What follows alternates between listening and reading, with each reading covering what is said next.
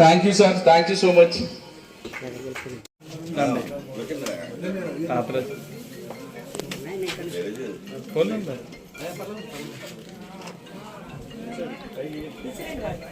జాతన్ జాతన్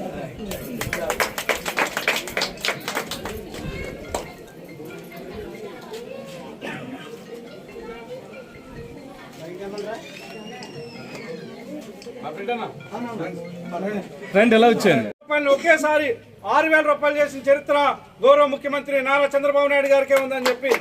అంటే ఖచ్చితంగా వికలాంగుల పక్షాన మరి ప్రేమతో ఉన్నటువంటి ముఖ్యమంత్రి ఎవరైనా ఉన్నారంటే ఖచ్చితంగా గౌరవ చంద్రబాబు నాయుడు గారు అని చెప్పి, మరి ఆ పరిస్థితిలో మనం ఉన్నాం కాబట్టి ఖచ్చితంగా మరి మన స్థానిక శాసనసభ్యులు గౌరవనీయులు పెద్దలు ఆయన కూడా మరి ఎంతో ప్రేమతోటి ఈ రాష్ట్రంలోనే ఎక్కడా లేని విధంగా దివ్యాంగులకి ఒక భవనం కావాలని కోరినప్పుడు ఖచ్చితంగా ఎక్కడైతే మీకు మెక్పా భవనాలు వాడిని ఏవైతే ఉన్నాయో మంచి భవనాన్ని మీరు సెలెక్ట్ చేసుకోండి, నేను ఇస్తానని చెప్పి మరి ఈ భవనాన్ని సెలెక్ట్ చేసినప్పుడు ఖచ్చితంగా ఆయన మనకి ఈ భవనం ఇప్పించడం జరిగిందని చెప్పి ఎక్కడా కూడా లేదు రాష్ట్రంలో. మరి అలాంటి ఘనత మరి ఈ మన స్థానికంగా శాసనసభ్యులు వేగల జోగేశ్వర గారికి ఉందని చెప్పి మేము సమయంగా విజ్ఞప్తి చేస్తూ, మరి ఆయన ఇవ్వడమే కాకుండా తర్వాత వచ్చినటువంటి మరి ఏదైతే వైసీపీ ప్రభుత్వం ఉందో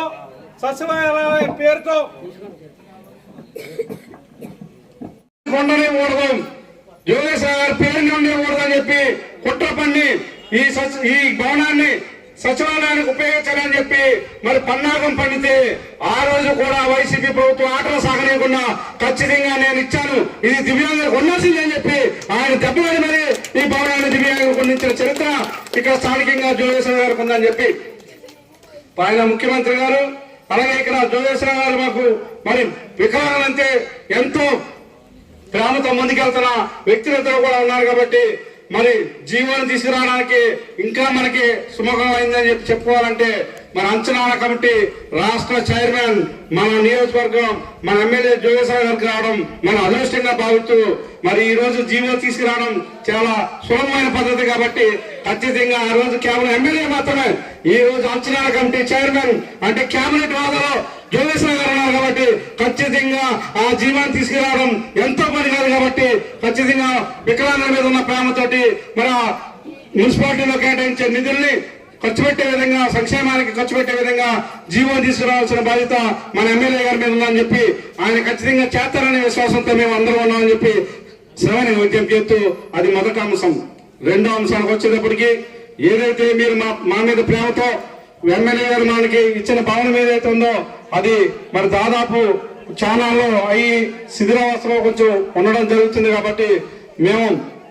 చంద్రబాబు నాయుడు గారు స్కిల్ డెవలప్మెంట్ ప్రోగ్రామ్స్ ని ఏర్పాటు చేసి ప్రతి ఒక్కరు కూడా వాళ్ళ కాళ్ళ మీద నిలబడి ఈ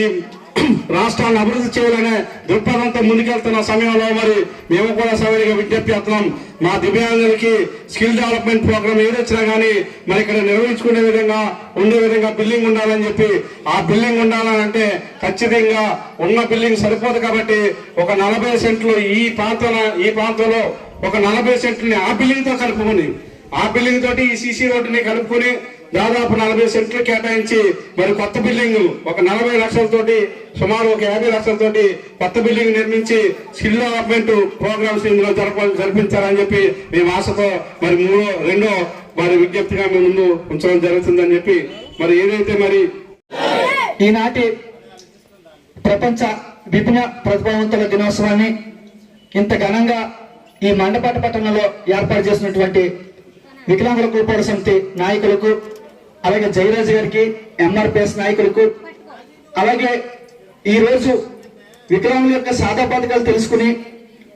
మన యొక్క సమస్యల్ని తీర్చడానికి వేదికలను అలంకరించిన పెద్దలందరికీ కూడా పేరు పేరున వికలాంగుల కోల్పోడ సమితి తరఫున కృతజ్ఞతలు తెలియజేసుకుంటూ నేనైతే ఒకే ఒక డిమాండ్ ని ఈ సభ ముందు పెట్టాలనుకుంటున్నాను. అదేంటంటే ఈ 2016 దివ్యాంగుల ప్రత్యేక హక్కుల చట్టం అనేది దివ్యాంగుల సంక్షేమానికి అలాగే రక్షణకి కూడా ఒక ప్రాణవాయువు లాంటి చట్టం సార్. దీన్ని పార్లమెంట్ లో ఆమోదించి అన్ని రాష్ట్రాలకి కూడా పంపించడం జరిగింది ఇంప్రూవ్మెంట్ కోసం. దురదృష్టం ఏంటంటే ఎంతమంది రాజకీయ నాయకులు దీనికి సపోర్ట్ చేసిన ప్రభుత్వ అధికారులు మాత్రం ఈ చట్టాన్ని పట్టించుకోవటం లేదు. అసలు ఈ చట్టంలో భాగంగా ప్రతి 6 నెలలకి ఒకసారి జిల్లా స్థాయిలో జిల్లా కలెక్టర్ గారు చైర్మన్ గా ఉన్నటువంటి ఈ దివ్యాంగుల సలహా కమిటీ ఏదైతే ఉందో ఆ కమిటీని సమావేశపరిచి అన్ని సమస్యలను కూడా చర్చించి, అంటే వికలాంగులకి అనుసంధానంగా ఉన్నటువంటి వికలాంగుల సంక్షేమానికి అనుసంధానంగా ఉన్న శాఖలు ఏవైతే ఉన్నాయో ఆ శాఖల అధిపతులందరినీ కూడా ఈ కమిటీలో ఆల్రెడీ వేయడం జరిగింది సార్. అలాగే ఎస్పీ గారిని, పబ్లిక్ ప్రాసిక్యూటర్ గారిని కూడా ఈ కమిటీలో తీసుకోవడం జరిగింది. డిఆర్డిఓ పీడీ గారు ఇంకా అన్ని సంక్షేమ శాఖల నాయకత్వాన్ని కూడా ఇక్కడ తీసుకోవడం జరిగింది సార్. కానీ దురదృష్టం ఏంటంటే ప్రతి 6 నెలలకి పెట్టాల్సిన మీటింగ్ ని పట్టించుకోకుండా వదిలిపెట్టేయడం వల్ల మా యొక్క సమస్యలు పరిష్కారం అవ్వట్లేదు సార్. ఇది సభాముఖంగా పెద్దల దృష్టికి నేను తీసుకొస్తున్నాను. ఇది కంపల్సరీగా ఇక్కడ ఎమ్మెల్యే గారితో మాట్లాడి కలెక్టర్ గారితో మాట్లాడించి అత్యవసరంగా ఈ దివ్యాంగుల సలహా కమిటీ మీటింగ్లు పెట్టించాలి సార్. ఎందుకంటే ఇలా పెడితే స్థానికంగా జిల్లాలో ఎదుర్కొంటున్న సమస్యలన్నీ కూడా అక్కడ పరిష్కరించబడతాయి. అలాగే స్టేట్ కెమెరాలు ఇందాక అన్నగారు చెప్పారు, జయరాజ్ గారు, ఒక జీవో కావాలని. గతంలో అయితే ఈ మున్సిపాలిటీకి సంబంధించిన నిధులు ఏదైతే 3% వికలాంగులకి వినియోగించాలని ఉందో, అంటే మున్సిపాలిటీ ఒకటే కదా, స్థానిక సంస్థలు అన్నింటిలోనూ కూడా వచ్చినటువంటి నిధుల్ని 3% వికలాంగుల బడ్జెట్ కేటాయించి వినియోగించాలి. అంటే 1995 వికలాంగుల యాక్ట్ ప్రకారంగా అయితే వికలాంగులకు